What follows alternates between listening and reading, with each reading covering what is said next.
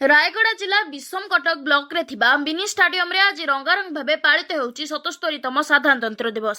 आज रही कार्यक्रम रे स्थानीय विषम कटक तहसीलदार को नेतृत्व रे मुख्य अतिथि मान्यवर विधायक श्री नीलमाधव हकिक और सम्मानित अतिथि स्थानीय क्रिश्चियन हॉस्पिटल मुख्य डॉक्टर सुनील विषम कटक आईएसी सूर्यचंद्र पाढ़ी नेतृत्व रे ई साधारणतंत्र दिवस जातीय पताका उत्तोलन करा जायथिला।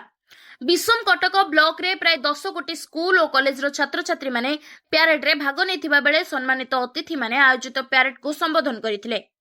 सम्मानित अतिथि और सांबादिक भाई मानकु पुष्पगुच्छ उत्तरी और ट्रॉफी दे सम्मानित करथिले स्थानीय तहसीलदार। अतिथि माने निज निजर अभिभाषण रे विकसित भारत और विकसित विषम कटक एनएसी बोली कहिथिले।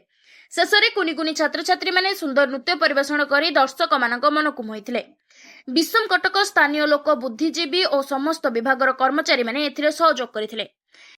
77तम साधारणतंत्र दिवस रे विषम कटक थारे मिनी स्टेडियम थारे अनुष्ठित हो जाइछि। अति सुंदर भाव रे हमर तहसीलदार महोदय सभापतित्व रे आयोजन करथिले। हमर 10टी स्कूल रो परेड मध्ये होइतिला एवं बहुत कार्यक्रम होइतिला। तेणु मो तरफरु आमर अंचलवासी को साधारणतंत्र दिवस उपलक्षे धन्यवाद। नमस्कार, मु तहसीलदार विषम कटक कहूली। समग्र विषम कटक वासी को 77तम साधारणतंत्र दिवस हार्दिक शुभेच्छा एवं अभिनंदन।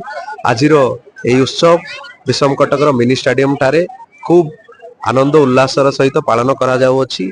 एथिरे 10टी ट्रुप पैरेड आउ 198 लोकों को जमी पट्टा बंटन, स्कूल छात्र छात्री द्वारा विभिन्न सांस्कृतिक कार्यक्रम परिवेषण एवं आमर गोटे समग्र गाँ तो कहीहबनी बर्तमान से एनएसी है तो से एनएसी वासी को लेकिन गोटे विकास वार्ता दिखाई कि विकसित विषम कटक आम गढ़ा।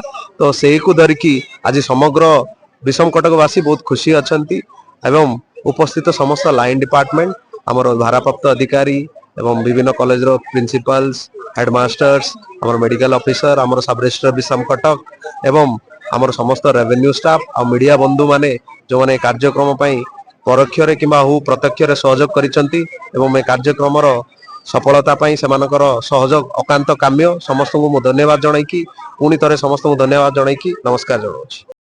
रायगड़ारू दिलीप कुमार परियाड़ी रिपोर्ट स्वतंत्र ओडिशा लाइव।